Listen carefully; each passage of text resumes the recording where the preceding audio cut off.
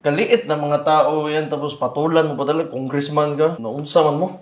Hayaan nyo, democracy man eh. Freedom of speech. Kung nasaktan kayo, di huwag kayo pumasok na sa politika. Okay, kayo nga, dami nyo sinasabi, wala man kami nagreklamo. Pero kami may sabihin sa inyo, iiyak ka agad kayo. Klase mga tao kayo.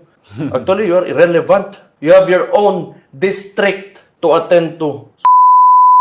Yung mga allegations nyo sa mga tao na ito, it should end there. Huwag nyo na ipatawag doon sa Congress. Kasi may allegation naman kaya kayo. And then let the people decide kung may makikinig sa inyo. So ginagawa nyo kasi, pinakita nyo lang na nakikinig talaga yung mga tao sa kanila because they're saying something of significance. Kaya kayo, maghanap kayo ng paraan para pakinggan kayo ng tao. Hindi talaga yung pakinggan kasi there are, recorded footage of you doon sa panahon ni PRD. Iba yung statement mo. Ngayon, anti-drugs, anti-Duterte, pro-Duterte. Ngayon, wala ka kasing clear position. That's why people will not believe you. Wala, mga kiss-ass politicians kasi kayo. That's why. People who want to educate people, they want to, open up a discussion.